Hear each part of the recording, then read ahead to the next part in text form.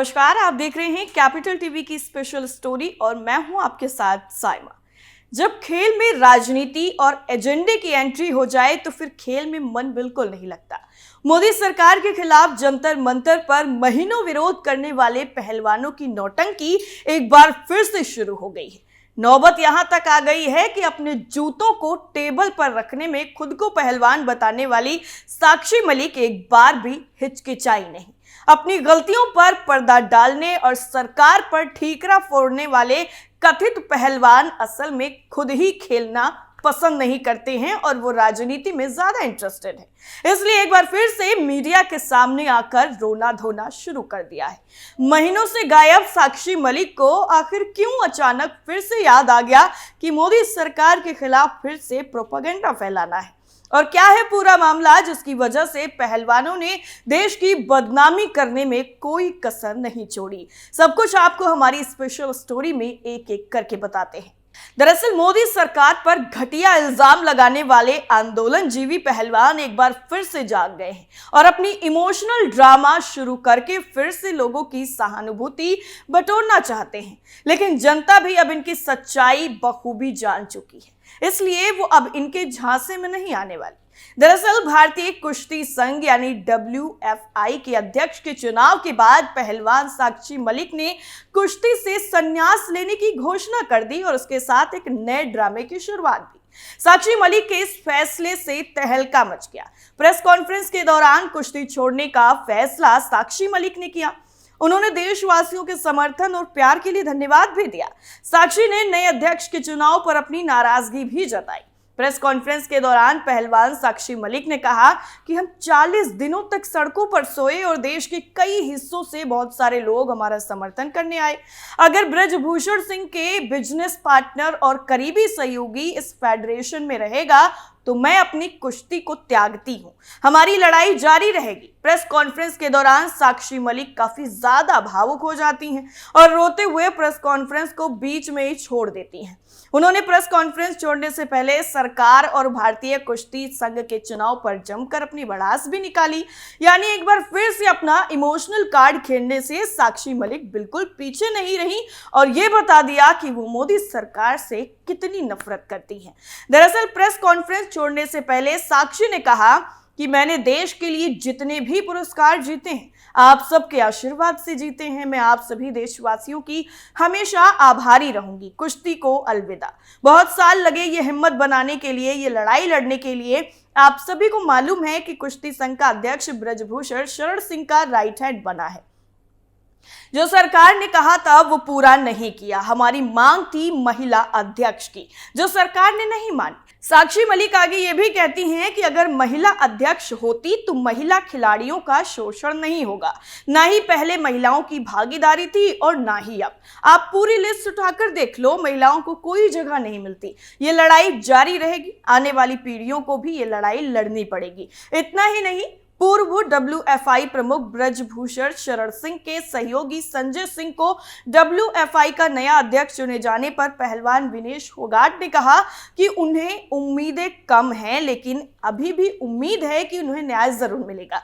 ये दुखद है कि कुश्ती का भविष्य खतरे में है। अंधेरा, हम अपना दुख किसे बताएं, हम अभी भी लड़ रहे हैं। पहलवानों की टोली ने जो विरोध प्रदर्शन का ड्रामा खेला था, उसके बाद लगातार मोदी सरकार पर आरोपों की बारिश करते रहे। एक के बाद एक नई मांगे करते रहे।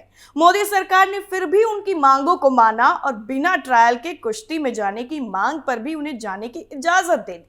लेकिन साक्षी मलिक के जैसे आंदोलनजीवी लोग इस बात को शायद कभी समझ ही नहीं पाएंगे।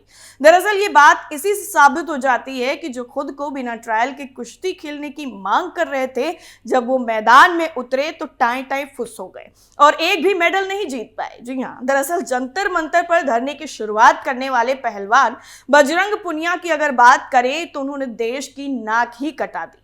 दरअसल प्रदर्शन करके सुर्खियों में आए बजरंग पुनिया का जब नंबर आया तो वो उम्मीदों पर खरे नहीं उतरे और एशियन गेम्स में नाकामी उनके हाथ लगी।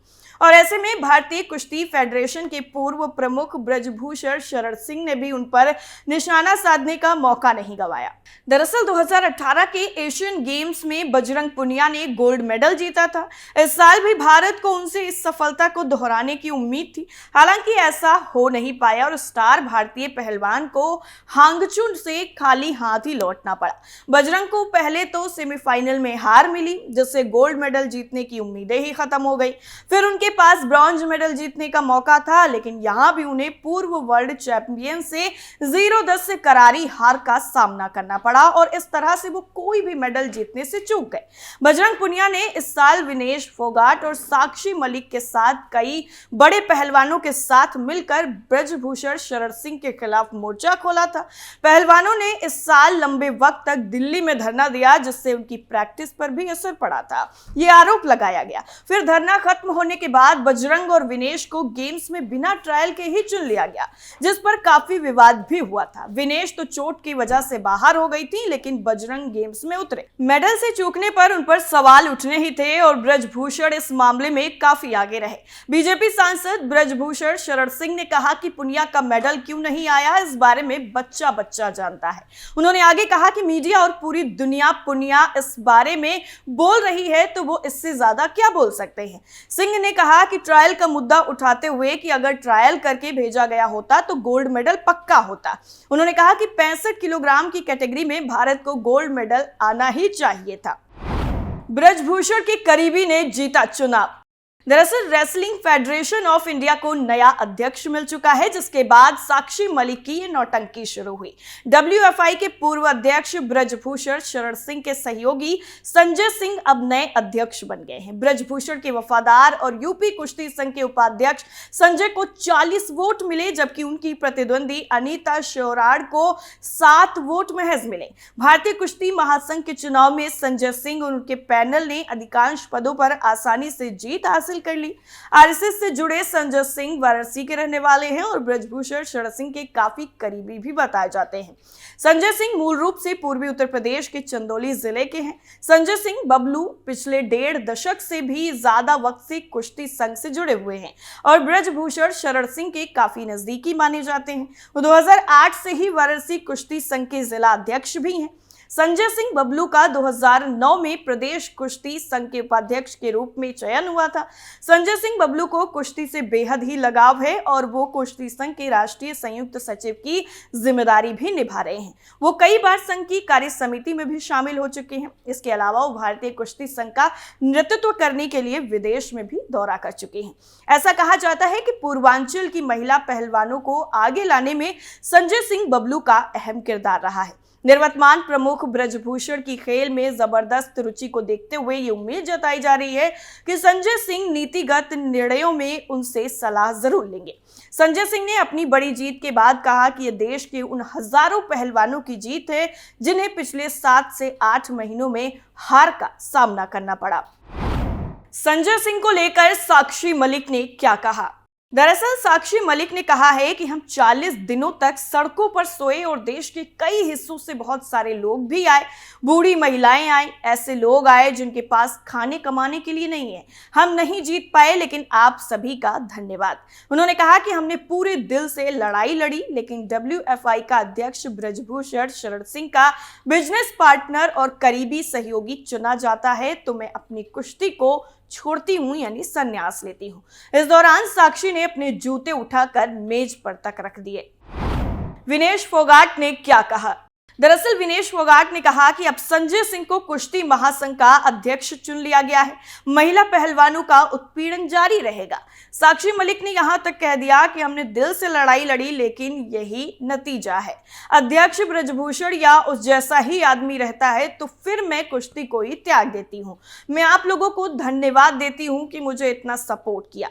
फोगाट ने यह भी कहा कि हमें ये समझ नहीं आ रहा है कि देश में न्याय कैसे पाएं।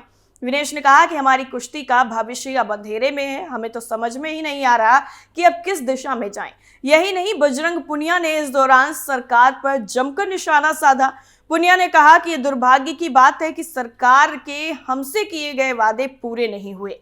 पुनिया ने अपने आंदोलन को राजनीतिक कहे जाने के आरोपों को भी गलत बताया। उन्होंने कहा कि हम किसी भी पार्टी से नहीं जुड़े हैं, हम यहाँ राजनीति के लिए नहीं आए, हम सच के लिए लड़ रहे हैं। लेकिन आज फिर से ब्रजभूषण शरण सिंह का ही करीबी कुश्ती महासंघ का अध्यक्ष बन गया। इस बीच जीत के बाद संजय सिंह ने कहा कि सारे आरोप राजनीतिक थे और राजनीति का जवाब उसी तरीके से दिया जाएगा। ब्रजभूषण सिंह के करीबी ने कहा कि इस बात में कोई संदेह नहीं है कि मैं उनके करीब हूं। यही नहीं, संजय सिंह ने तो इस बात से भी इनकार कर दिया कि किसी भी महिला पहलवान का उत्पीड़न हुआ है। उन्होंने कहा कि यदि कोई राजनीति कर रहा है तो उसका जवाब राजनीति के अखाड़े में ही मिलेगा। अब देखना होगा कि आखिर ये प्रदर्शन करके अपनी इमेज चमकाने और पब्लिसिटी पाने की कोशिश में लगे पहलवानों की नौटंकी आखिर कब बंद होगी। हमारी स्पेशल स्टोरी में फिलहाल के लिए इतना ही। बाकी खबरों के लिए बने रहिए कैपिटल टीवी के साथ। नमस्कार।